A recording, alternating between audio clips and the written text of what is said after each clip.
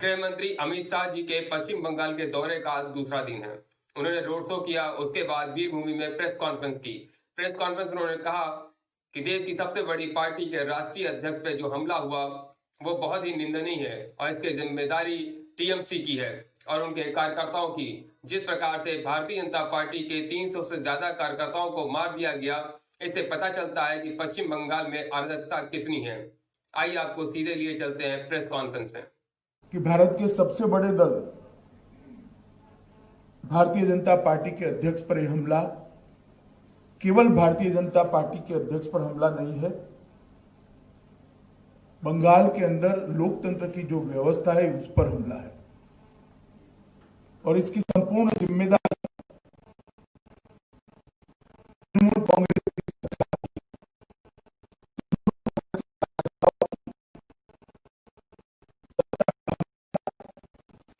तृणमूल कांग्रेस की सरकार की है, तृणमूल कांग्रेस के कार्यकर्ताओं की। सत्ता का अहंकार जब सर पर चढ़ जाता है तब इस प्रकार की घटनाएं आकार लेती हैं। मैं आज इस प्रेस वार्ता के माध्यम से तृणमूल कांग्रेस के सभी नेताओं को बताना चाहता हूं कि आप एक गलतफहमी में मत रहिए कि इस प्रकार के हमले से भारतीय जनता पार्टी की गति रुकेगी, भारतीय जनता पार्टी का कार्यकर्ता रुकेगा और भारतीय जनता पार्टी अपने कदम पीछे ले लेगी। जितना इस प्रकार की हिंसा का वातावरण बनाएंगे, भारतीय जनता पार्टी और मजबूती के साथ बंगाल के अंदर अपने आप को मजबूत करने के लिए परिश्रम करेगी। हिंसा का जवाब हिंसा नहीं हो सकता, मगर भारतीय जनता पार्टी के कार्यकर्ताओं ने तय किया है हिंसा का जवाब हम लोकतांत्रिक तरीकों से देंगे और आने वाले चुनाव में इस सरकार को परास्त कर कर हम दिखाएंगे। मित्रों, मेरे लिए चिंता का विषय यह भी है कि हमला होने के बाद जो प्रतिक्रिया आनी चाहिए थी राज्य की मुखिया की ओर से, वो प्रतिक्रिया भी नहीं आई और एक प्रकार से तृणमूल कांग्रेस के नेताओं के जो बयान थे वो बयान इसका समर्थन करते हुए इस प्रकार से हुए, वो ज्यादा चिंता का विषय है। जहां तक बंगाल का सवाल है, बंगाल के अंदर पहले कई बार मैंने कहा है, मैं आज इसकी डिटेल में नहीं जाऊंगा, परंतु मैं उल्लेख इसका जरूर करना चाहता हूं कि राजनीतिक हिंसा चरम सीमा पर है। 300 से ज्यादा भारतीय जनता पार्टी के कार्यकर्ताओं की हत्या कर दी है और उसकी जांच में तनिक भर भी 1 इंच भी प्रोग्रेस कहीं पर दिखाई नहीं पड़ता है। भ्रष्टाचार भी चरम सीमा पर है।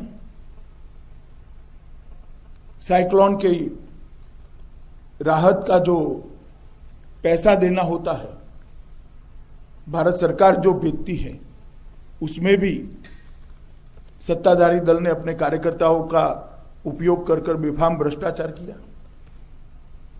मोदी जी ने गरीबों के लिए खाना भेजा, कोरोना के काल में 9 महीने तक उसके पूरे की पूरी बोरियां गायब हो गई, गरीब भूखा रहा। इसकी जिम्मेदारी किसकी है? क्या सत्ता में है उनकी? नहीं है। हाईकोर्ट ने दखल करनी पड़ती है, सीएजी के स्पेशल ऑडिट के लिए ऑर्डर करने पड़ते हैं। और क्या डर है सीएजी के ऑडिट से? क्यों इसके खिलाफ सुप्रीम कोर्ट में जाना पड़ता है? अगर कोई चोरी नहीं हुई है तो कहना चाहिए हम सीएजी के ऑडिट के ऑर्डर का स्वागत करते हैं। क्यों भागा जा रहा है सीएजी के ऑर्डर से? इसलिए भागा जा रहा है कि भ्रष्टाचार हुआ है। भ्रष्टाचार की जानकारी भी है जो सत्ता में है, मगर अपनों ने किया है तो उस पर बोलने के लिए कुछ है नहीं। अपनों ने किया है इसलिए पकड़ने के लिए हिम्मत नहीं है। जब परिवारवाद चलता है राजनीति में, तब इसी प्रकार की घटना एक के बाद एक आकार लेती है। मित्रों, बंगाल के अंदर भारतीय जनता पार्टी का तैयारी का जो अभियान है उसमें 2 दिन से मैं बंगाल में हूं। कल भी मैं एक बहुत बड़ी रैली में गया था। तृणमूल कांग्रेस, टीएमसी और कांग्रेस पार्टी से बहुत सारे नेताओं ने भारतीय जनता पार्टी ज्वाइन करी। श्री शुभेंदु अधिकारी ने भी भारतीय जनता पार्टी ज्वाइन करी। मैं शुभेंदु अधिकारी का हृदय से स्वागत करता हूं भारतीय जनता पार्टी में।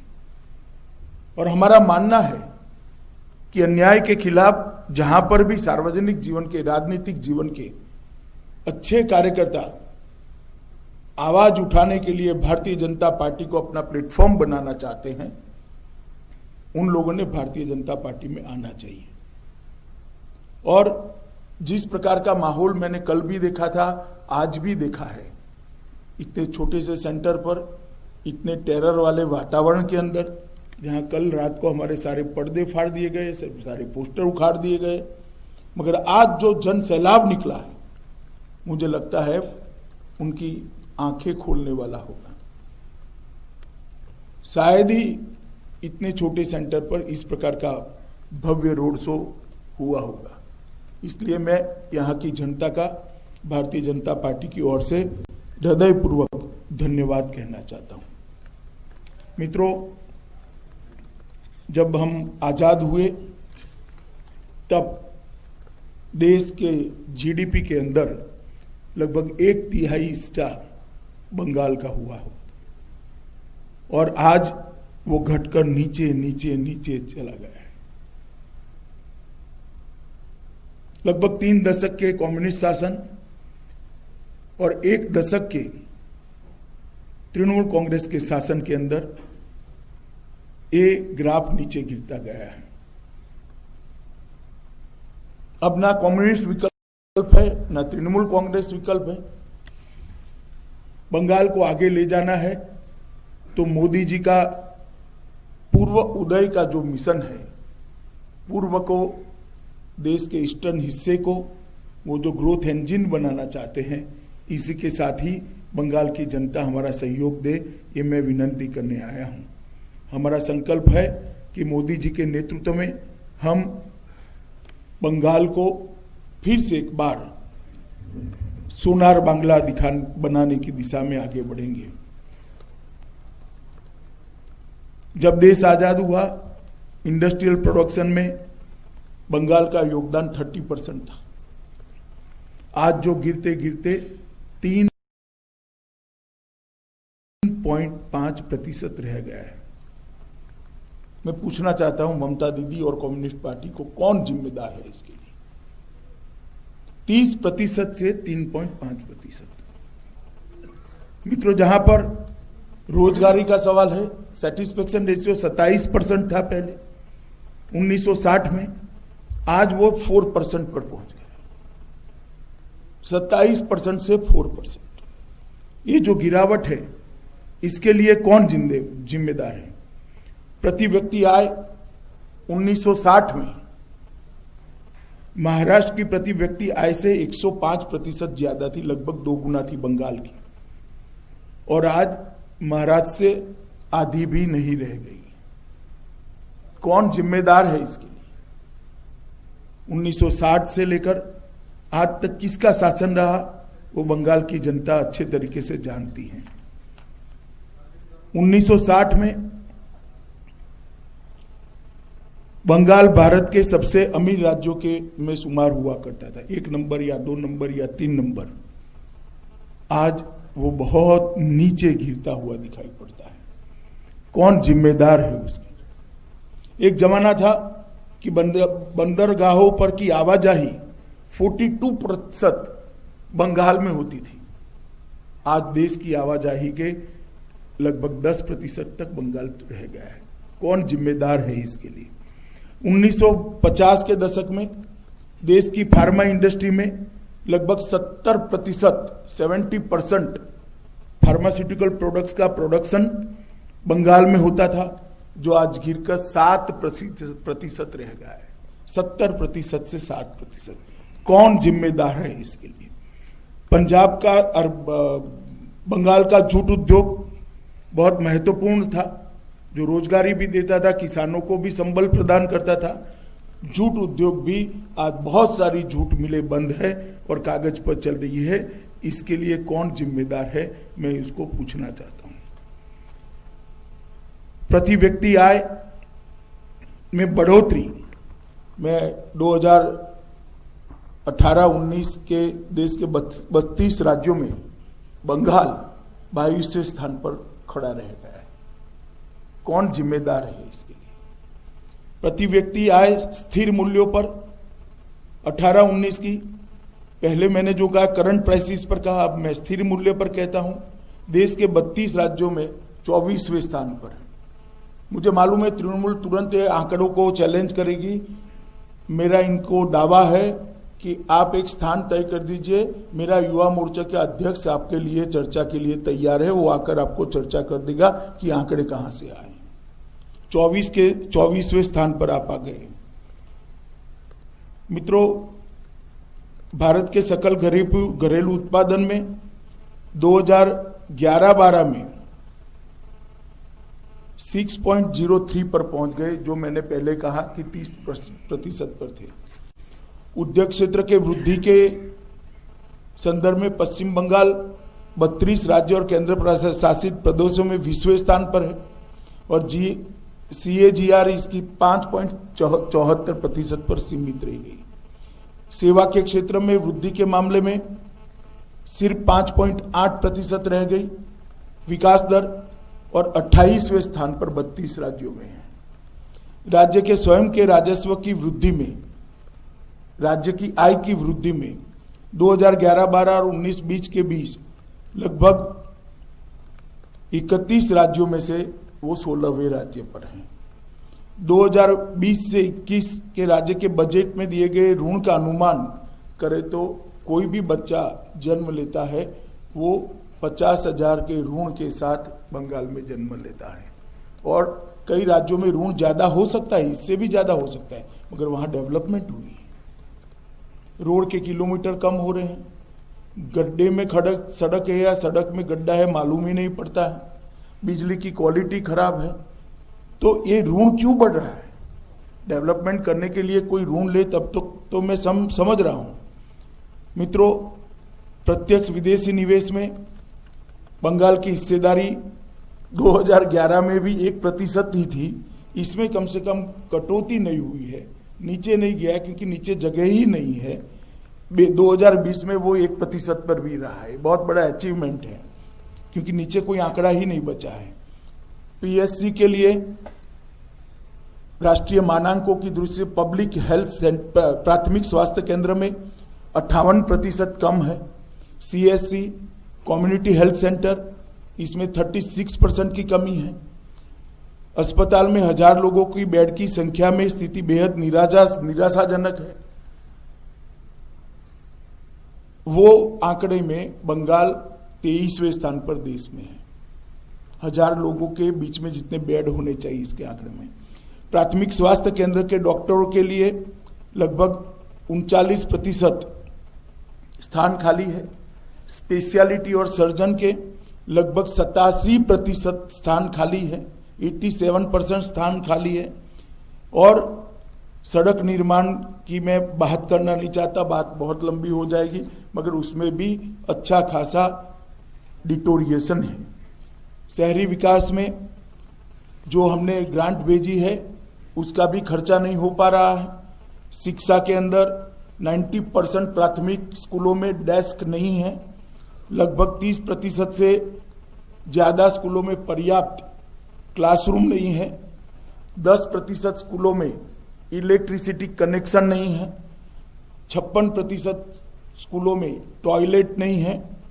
और प्रति 1 लाख की जनसंख्या पर 13 कॉलेज ही है, 13 डिग्री कॉलेज है, जो देश में बंगाल 32 स्थानों में से 28वें स्थानों पर है। ये बंगाल की शिक्षा का हाल है। इस सब में कहीं पर भी नंबर 1 नहीं आता है। टोलबाजी करने में नंबर 1 है, भ्रष्टाचार में नंबर 1 है, परिवारवाद चलाने में नंबर 1 है, हिंसा करने में नंबर 1 है, बम धमाकों में नंबर 1 है, कार्यकर्ताओं की हत्या कराने में नंबर 1 है। जो बंगाल कभी नंबर 1 पर दिखाई पड़ता था, आज कहीं पर भी 20 के ऊपर नहीं दिखाई पड़ता है।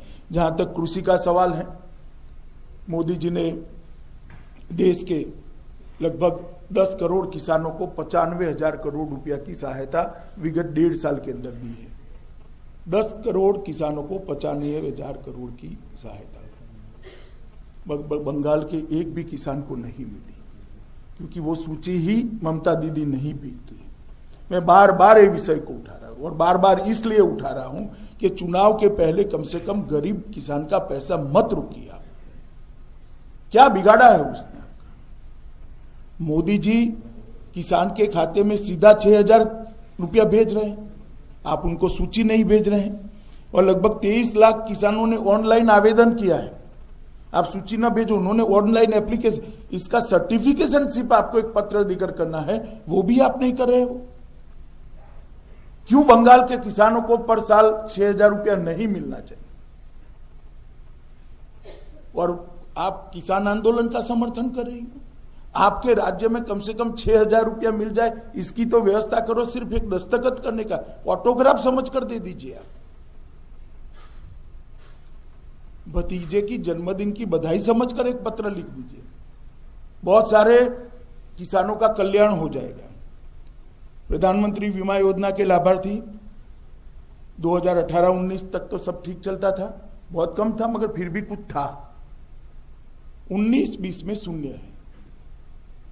क्यों? क्योंकि चुनाव आ रहा है। प्रधानमंत्री फसल बीमा का फायदा यहां मिलना नहीं चाहिए, वरना मोदी जी लोकप्रिय हो जाएंगे। स्वास्थ्य सेवाओं की मैंने बात करी है। ये बंगाल की सिंचाई, बंगाल शायद मीठे जल की उपलब्धि वाला, पर हेड में चर्चा कर रहा हूं, प्रति व्यक्ति मीठा जल की उपलब्धि देश में सबसे समृद्ध राज्य है।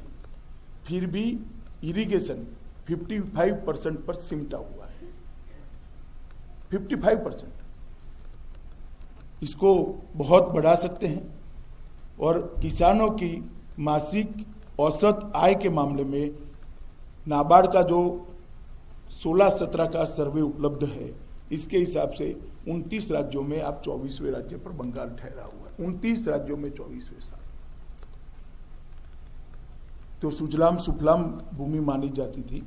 इस सफल सरकार का जो दावा करे, इसलिए मुझे ये सब बताना, न करते तो शायद मैं भी न बताता, मगर मैं बंगाल की जनता को आज बताने आया हूं कि हर क्षेत्र के अंदर क्या हुआ है। स्वास्थ्य के 5 लाख रुपए हर गरीब को मिलते हैं।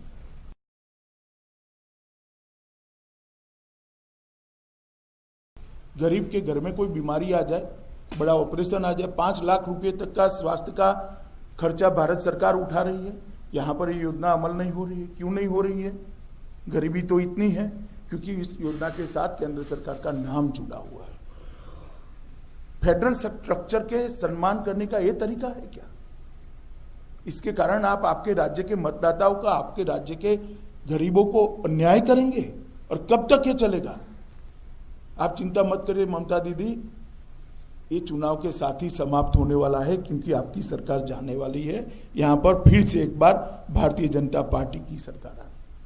मित्रों, मां, माटी और मानुष का जो नारा लेकर निकले थे, तुष्टीकरण, तानाशाही और तोलबाजी में अटक कर रह गए। दूर दूर तक मां, मिट्टी और मानुष का नारा दिखाई नहीं पड़ता है। एक फैमिली पार्टी बनकर तृणमूल कांग्रेस रह गई है। 10 करोड़ बंगाल की जनता की चिंता करने बजाय मेरे भतीजे की चिंता कर कर उसको एक बार मुख्यमंत्री बना देते हैं, तो बहुत बड़ा बंगाल का उद्धार हो जाएगा। ये थियरी पर जब राज्य की मुखिया चलती है तो इसी प्रकार के परिणाम आते हैं। गत प्रेस कॉन्फ्रेंस में भी मैंने कहा था कि 3 खतरनाक ट्रेंड भारत की राजनीति